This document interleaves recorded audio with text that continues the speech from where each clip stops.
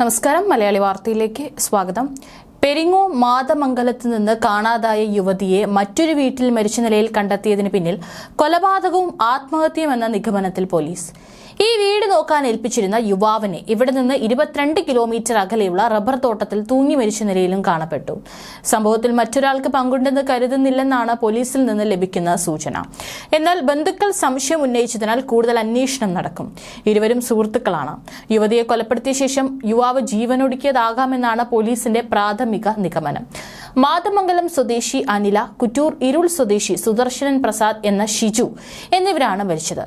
അനിലയെ വിമുക്ത ഭടൻ ജിറ്റി ജോസഫിന്റെ പയ്യന്നൂർ അന്നൂർ കൊരവയിലെ വീട്ടിലും ഷിജുവിനെ ഇരുൾ വെള്ളരിയാനത്തെ റബ്ബർ തോട്ടത്തിലുമാണ് മരിച്ച നിലയിൽ കണ്ടെത്തിയത്.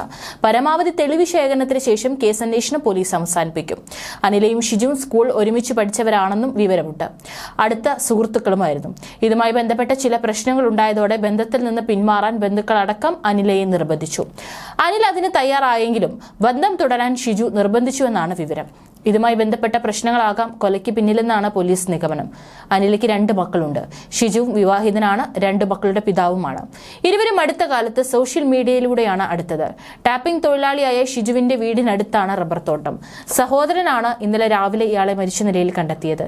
വിനോദയാത്രയ്ക്ക് പോയ ജിറ്റി ജോസഫും കുടുംബവും സുഹൃത്തായ ഷിജുവിനെ വീട് നോക്കാൻ ഏൽപ്പിച്ചിരുന്നു. വീടിന്റെ താക്കോലും നൽകിയിരുന്നു. ഇന്നലെ രാവിലെ ഷിജുവിനെ ഫോണിൽ വിളിച്ചിട്ട് കിട്ടാത്തതിനാൽ വീട്ടുടമ ബന്ധുക്കളെ വിവരമറിയിച്ചു. ഇവർ വന്ന് നോക്കിയപ്പോഴാണ് യുവതിയെ വീടിനുള്ളിൽ നിലത്ത് മരിച്ച നിലയിൽ കാണുന്നത്. വാതിൽ ചാരിയ നിലയിലായിരുന്നു. അനിലയെ ജിറ്റി ജോസഫിനും കുടുംബത്തിനും അറിയില്ല. അനിലയെ ഈ വീട്ടിലേക്ക് വിളിച്ചു വരുത്തി ഷിജു കൊലപ്പെടുത്തിയതാകാമെന്നാണ് പോലീസിന്റെ സംശയം. മാതമംഗലത്തെ ഫർണിച്ചർ ഷോപ്പിൽ ജോലി ചെയ്യുന്ന അനില കഴിഞ്ഞ 3-ന് ജോലിക്ക് പോകുന്നുവെന്ന് പറഞ്ഞാണ് വീട്ടിൽ നിന്നിറങ്ങിയത്. മടങ്ങിയെത്താത്തതിനെ തുടർന്ന് ഭർത്താവ് പെരിങ്ങോം പോലീസിൽ പരാതി നൽകിയിരുന്നു. അനിലയുടെ മുഖം വികൃതമായ നിലയിലായിരുന്നു. മാരകമായി പരിക്കേറ്റ മുഖം വികൃതമായ നിലയിലായിരുന്നു കണ്ടത്. വായിൽ നിന്നടക്കം ചോരയൊലിച്ച നിലയിൽ വീടിനുള്ളിൽ നിലത്ത് കിടക്കുന്ന നിലയിലായിരുന്നു. ഷോൾ കൊണ്ട് മുഖം മൂടിയിരുന്നു. പിടിവലി നടന്ന ലക്ഷണങ്ങളുമുണ്ട്. കുടുംബസമേതം വിനോദയാത്ര പോകുന്നതിനാൽ പയ്യന്നൂർ അന്നൂരിലെ തന്റെ വീട്ടുടമയായ ബെറ്റി ജോസഫ് പരിചയക്കാരനായ ഷിജുവിനെ നോക്കാൻ ഏൽപ്പിക്കും. വീട്ടിലെ നായ്ക്കളെയും പരിചരിക്കുകയും ഭക്ഷണം കൊടുക്കുകയും ചെയ്യുന്നതിനായിരുന്നു ഇത്. ഷിജുവിന്റെ നാടായ ഇരുളിൽ താമസിച്ചിരുന്ന പരിചയത്തിന്മേലുള്ള വിശ്വാസത്തിലാണ് വീടിന്റെ താക്കോൽ അദ്ദേഹം കൈമാറിയത്. താക്കോൽ കിട്ടിയതോടെ കാമുകിയെ ഷിജു വിളിച്ചു വരുത്തുകയായിരുന്നു എന്നാണ് നിഗമനം.